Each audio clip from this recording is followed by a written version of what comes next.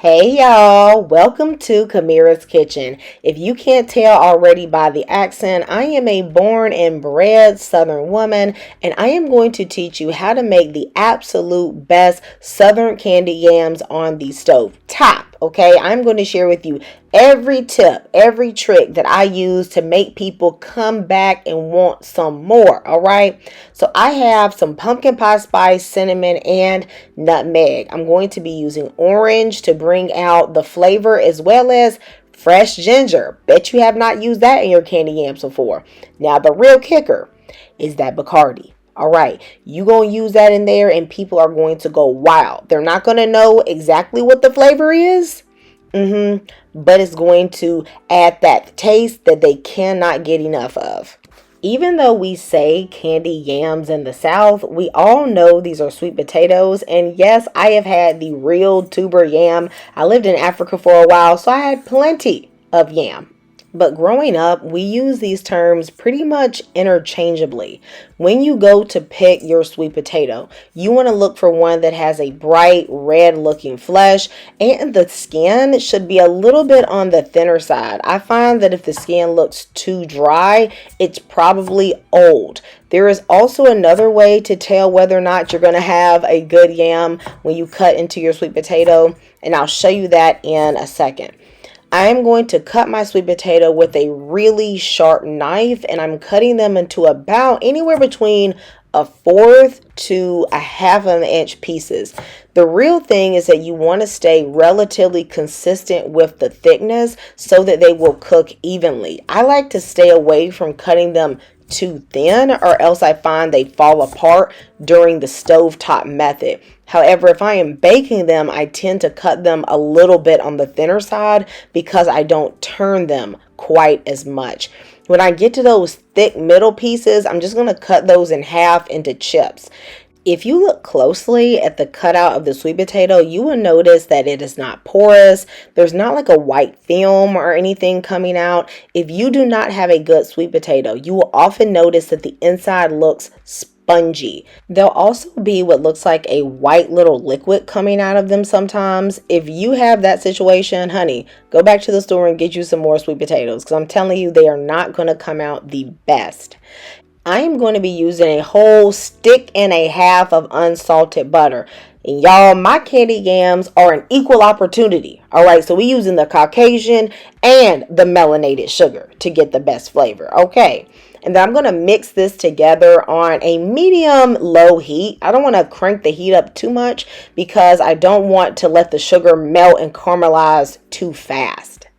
How much butter and sugar you add to your dish is pretty much up to you, but just remember, this ain't diet food, honey. So we're not holding back. We're putting everything that makes something taste good all up in there. Once my sugar has partially melted and my butter is all the way melted, I am going to add the juice from my orange to encourage that sugar to dissolve. This orange is super juicy. I think this is what's called a Valencia orange. That variety is commonly used for juicing, so if your orange is not quite as juicy as mine, you may want to use 2. If you don't have an orange, you can also use about 2 tablespoons of lemon juice. That will also bring out the flavor in your yams. Now, don't go crazy with the lemon juice, okay? That is a lot stronger than orange juice. Just use about 2, maybe 3 tablespoons max. I'm going to put in about a fourth of a cup of rum. Trust me on this one, and do not hold back if you have it. Now, if you are opposed to alcohol, of course, you can leave it out and these yams will still taste delicious. You can see at this point that the sugar is starting to melt. There's really a nice sauce starting to develop. Keep a close eye on the temperature of your burner. You do not want the eye to get too hot and burn the sugar. Also, you don't want the spices to burn. So you really need to keep the heat at about a 2 on an electric stove at this point. I'm going to put in about a teaspoon to maybe a teaspoon and a half of fresh ginger. The freshness will really elevate the flavor of your candied yams. But of course, you should do all of the spices to taste. Powdered nutmeg will not even compare to freshly grated nutmeg. I'm going to grate in about half of a teaspoon, and I love to grate it fresh because powdered nutmeg actually goes flat very quickly. I love to use some pumpkin pie spice and cinnamon in my candied yams because that pumpkin pie spice has the allspice and a little clove that I really don't keep in my pantry very often. So that way I just get a little bit of them all without having to buy too many spices. I'm also going to put in some salt and 2 tablespoons of vanilla extract.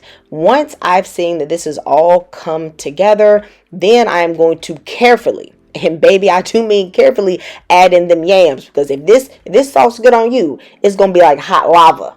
And you don't want no more battle wounds. I mean, I got me some already, but I know some of y'all ain't built up the kitchen calluses yet. So put them in gently and then go ahead and toss around your yams.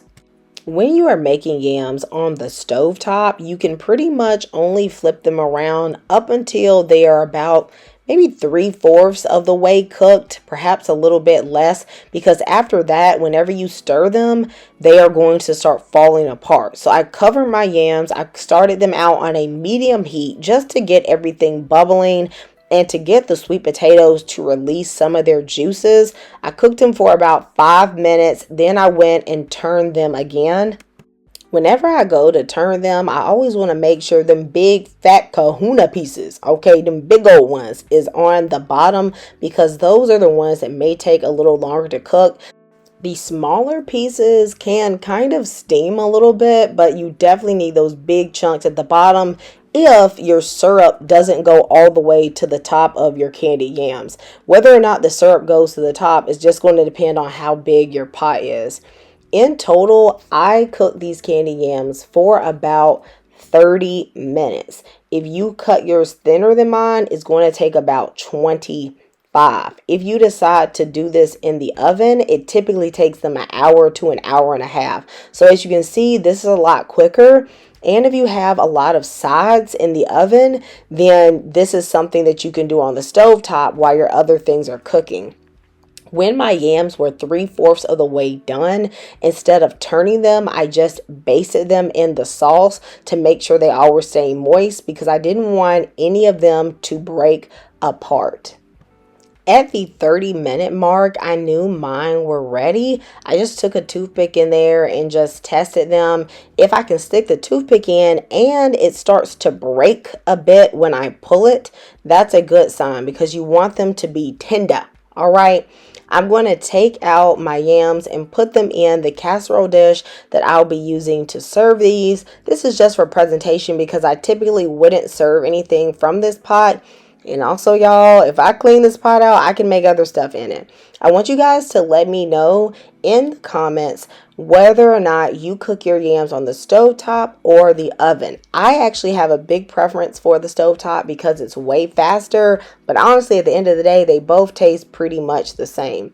Now, if you will notice, the syrup is kind of loose. That is a bit too loose for me. So I'm going to thicken it up just by simmering this sauce on a medium for about 3 or 4 minutes. You want to do it until the syrup can cling to the back of your spoon. How thick you get it is up to preference, but this is also the time where you could adjust the syrup if you want it. So for instance, if you wanted your sauce to be sweeter, you could add a little bit more sugar. If you wanted to adjust the spices, you could do that now at this point, and it would totally be fine. Now I want y'all to look at this beautiful sauce on these yams. I can assure you, if you make this recipe exactly the way I show you, these are going to be an absolute hit, and everyone in your family is going to want this recipe. Tell them you got it from Camirra's Kitchen. Y'all, I hope you enjoyed this recipe, and I thank you so much for supporting this channel. I'll see you next time. Goodbye, and God bless.